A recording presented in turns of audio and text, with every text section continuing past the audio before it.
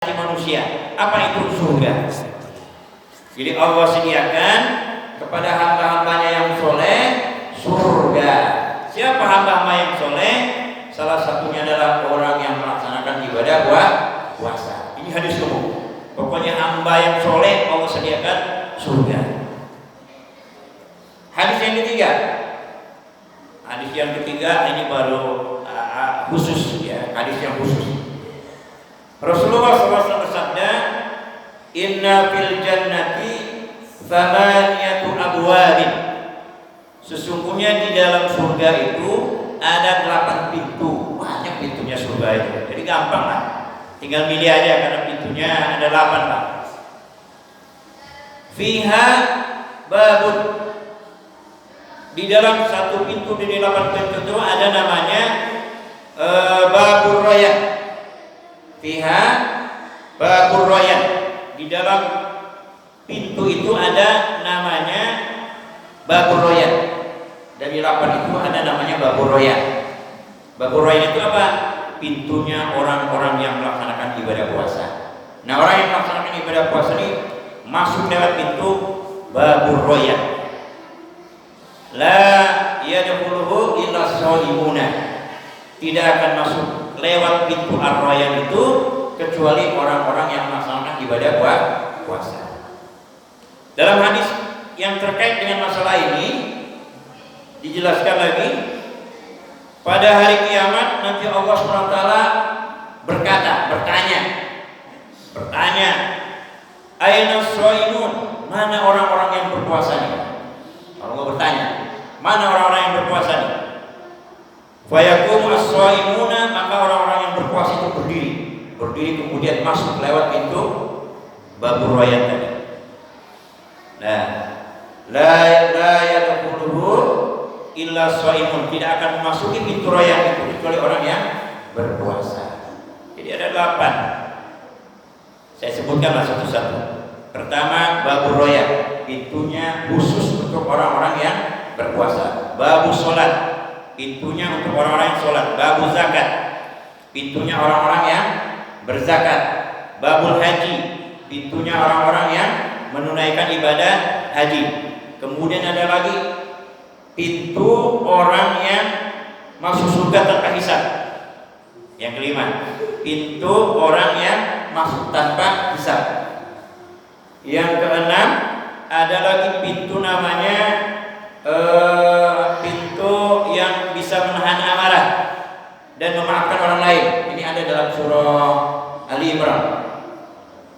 Wasari'u ila maghfiratin min rabbikum wa jannatin 'arduha as-samawati wal ardu 'iddat lil muttaqin alladziina yunfiquna fis sarra'i wad dharra'i wal kadhibina al-ghaidha wal 'afina 'anil nas wal kadhibina al-ghaidha wal 'afina 'anil nas. Orang yang menahan amarah dan memaafkan orang lain. Kemudian pintu jihad, dia orang yang suka berjihad, anilah itu. Tapi ada yang hebat, ini wanita, Bu. Ini hebat wanita. Ada wanita yang bisa masuk lewat pintu mana aja. Syaratnya gak banyak lagi, Bu. Ya. Tapi ibu-ibunya yang wanitanya yang sudah punya suami.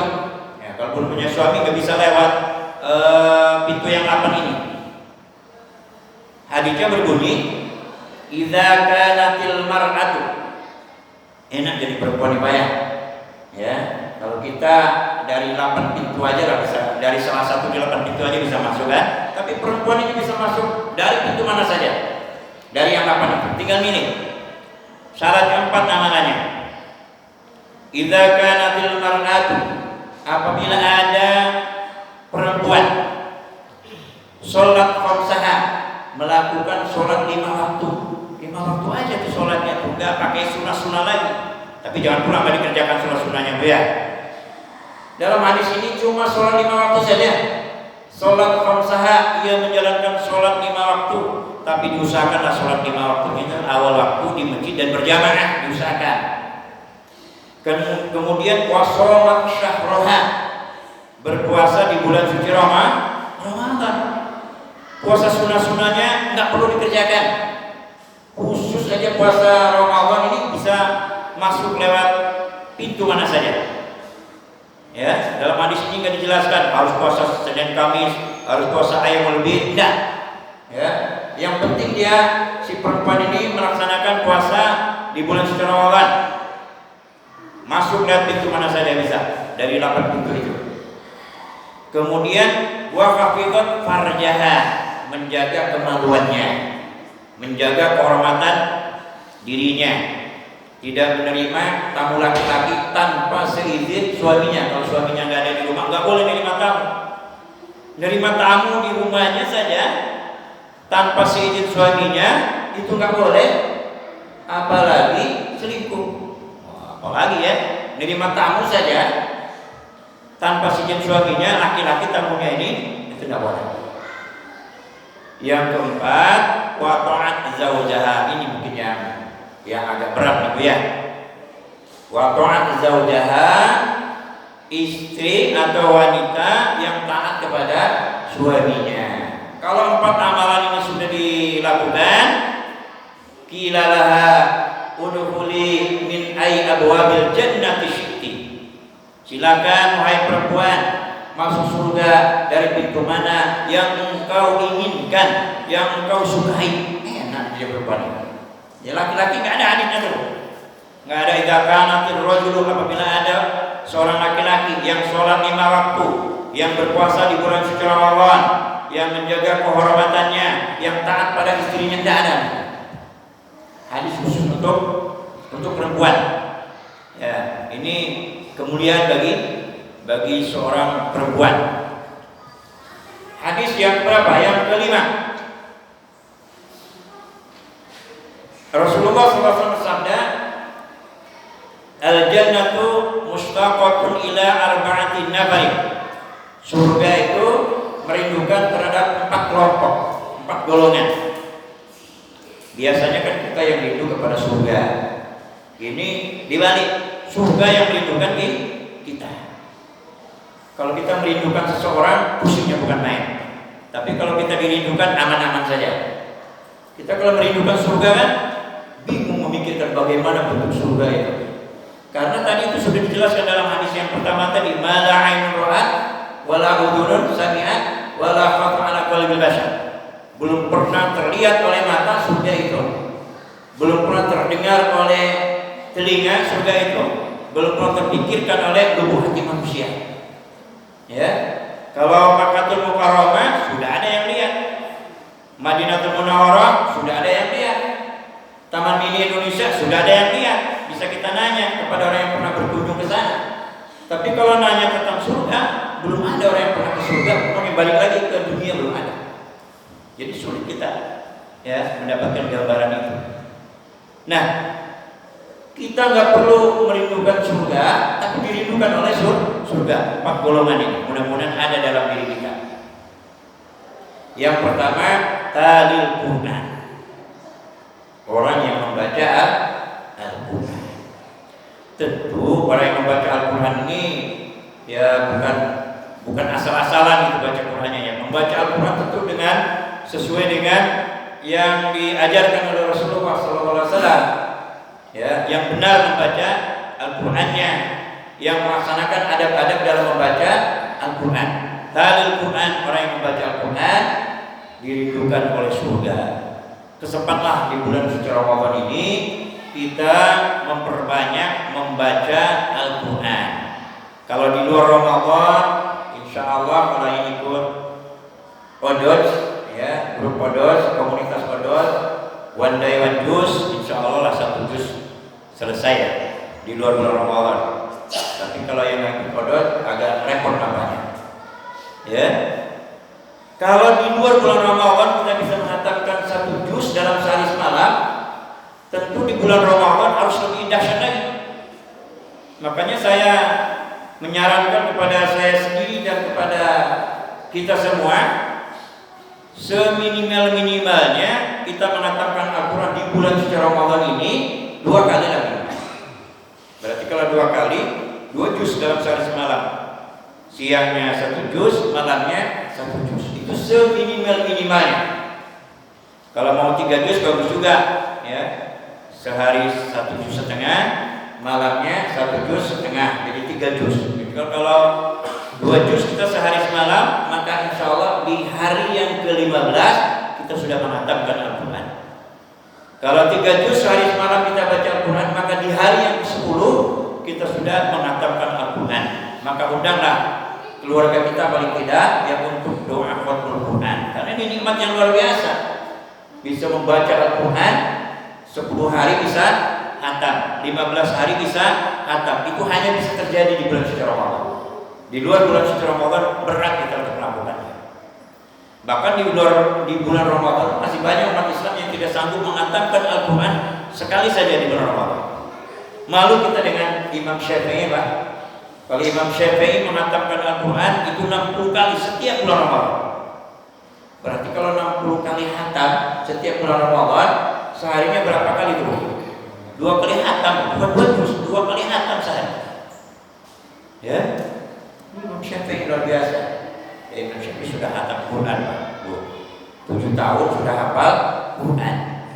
9 tahun sudah jadi mufti, sudah bisa berfatwa. Ini Imam Syafi'i ini luar biasa. Imam Syafi'i, ya, pernah Imam Syafi'i itu ngisi pengajian di siang hari. Waktu itu umurnya 9 tahun, sudah ngisi pengajian. Dia kehausan, ya, minta minum kepada jamaahnya, minta minum, haus. Namanya anak kecil ya, 9 tahun. Ya, saya ini kan sedang puasa. Ya, saya kan nggak puasa. Yang puasa kan bapak-bapak, ibu-ibu kan. Nah, itu umur 9 tahun bisa jadi ulama besar, Imam Syafi'i. Ya, wajar kalau di bulan suci Ramadan itu bisa menghatamkan 60 kali selama bulan suci Ramadan. Berarti 2 kali hatam setiap harinya di bulan suci Ramadan. Di luar Ramadan Imam Syafi'i pernah bisa. Hanya di bulan Ramadan saja mengkhususkan amalan ini, membaca Al-Quran, ya, 60 kali. Membaca Al-Quran itu boleh dengan melihat mushaf, boleh tidak dengan melihat mushaf. Sudah hafal kan nggak melihat mushaf. Mungkin itulah yang menyebabkan Imam Syafi'i bisa mengatakan 60 kali setiap bulan Ramadan, karena mungkin sambil jalan bisa baca Quran. Kalau kita kan terkendala, mau baca Quran sambil naik motor, naik mobil untuk meneruskan bacaan Quran kita di rumah misalnya. Habis baca Quran di rumah, jalan mau meneruskan, nggak bisa kita teruskan, nggak hafal gitu. Makanya mau baca Quran, lihat mushaf lagi, jadi terkendala. Ya, jadi terkendala. Tapi untunglah dengan zaman teknologi ini ada HP kan, yang di memorinya itu ada mushaf Al-Quran. Mungkin kemana kita duduk, buka memori Al-Qurannya yang ada di dalam HP itu, baca. Itu untuk mempermudah, untuk mempercepat juga, ya, menyelesaikan target-target kita dalam membaca Al-Quran. Ta'lim Quran yang pertama, ya. Kalau untuk urusan pahala, membaca Al-Quran ini lebih banyak pahalanya, Pak. Untuk membaca Al-Quran,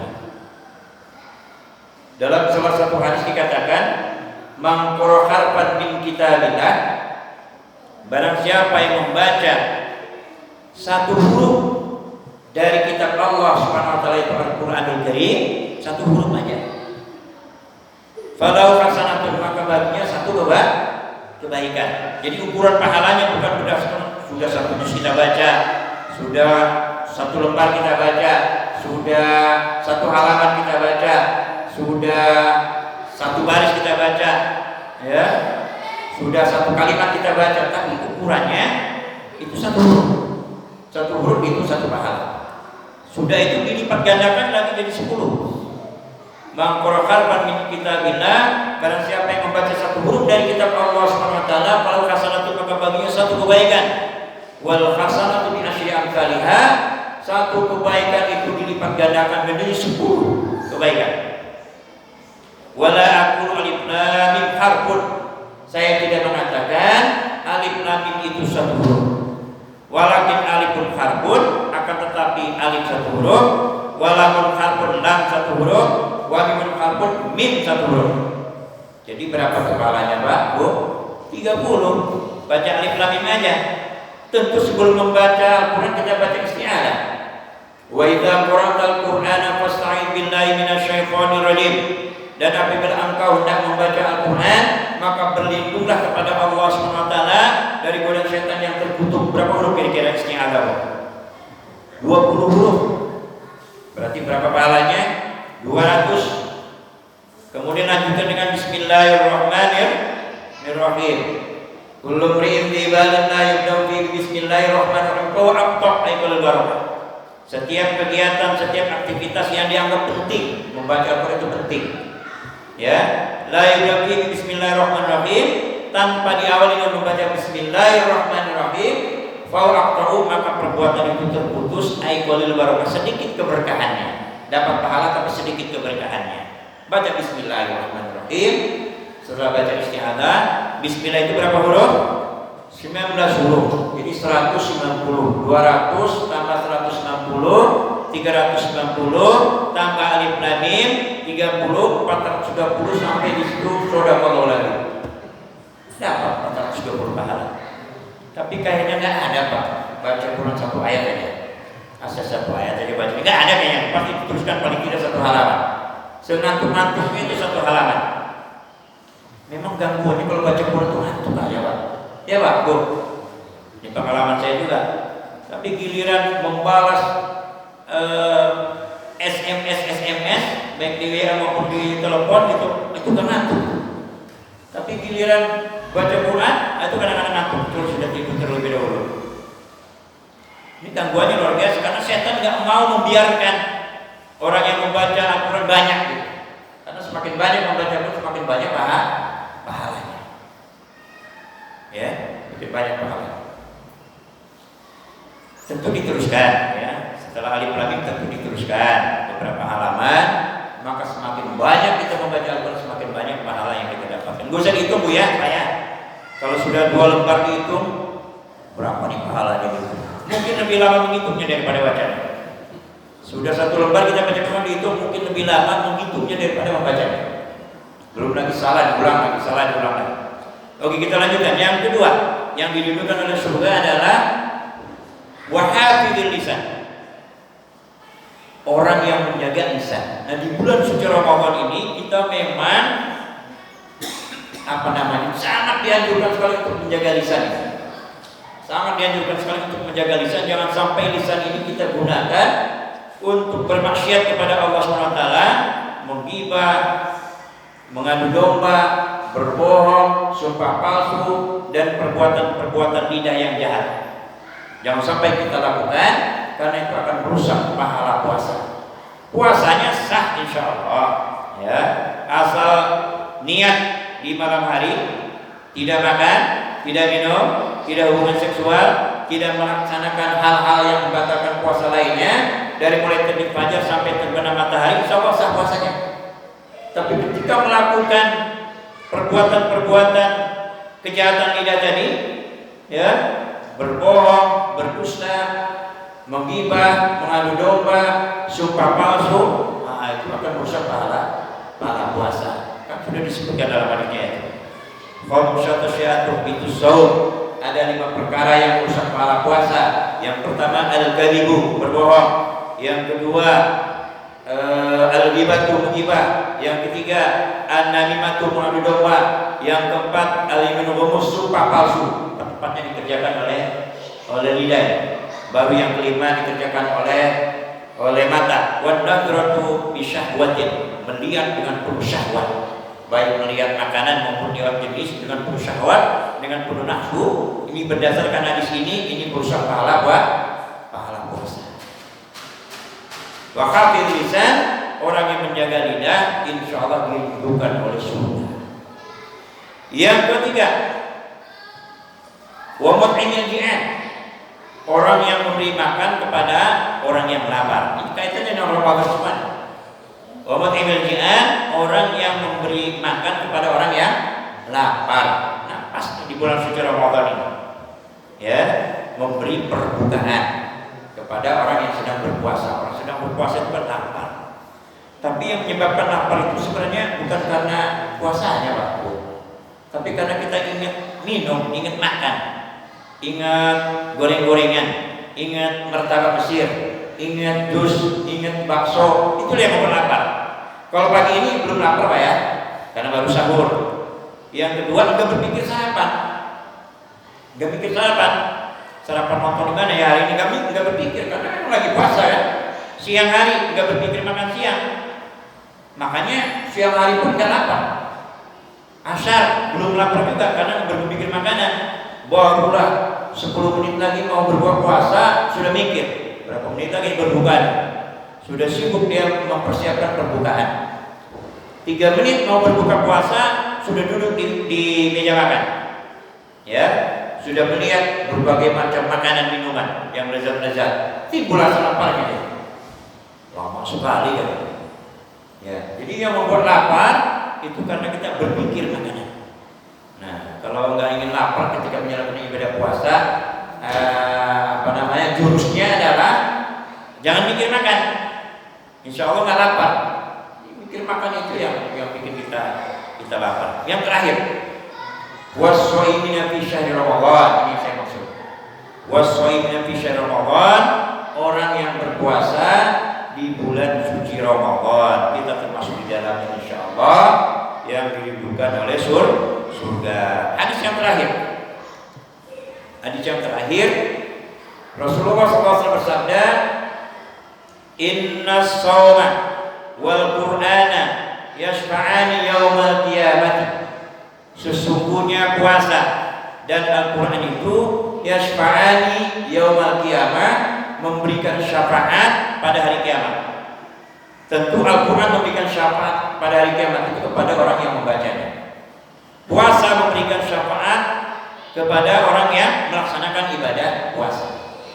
Al-Quran berkata kepada Allah Subhanahu wa Ta'ala, Ya Rabbi, wahai Tuhanku, dia tidak makan, dia meninggalkan syahwatnya, tidak hubungan seksual di siang hari bolong, tidak makan, tidak minum dari mulai terbit fajar sampai terbenam matahari karenaku, maka berikanlah syafaat kepadaku agar saya bisa memberikan syafaat kepadanya. Berikan syafaat kepadanya, nanti masuk surga.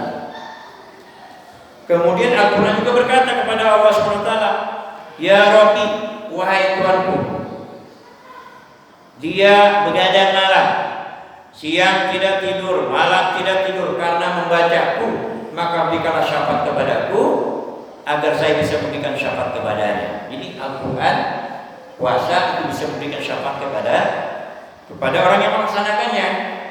Dan syafaat itu banyak insya Allah. Banyak syafaat-syafaat yang bisa kita miliki nanti. Puasa tadi kan. Yang kedua baca Quran.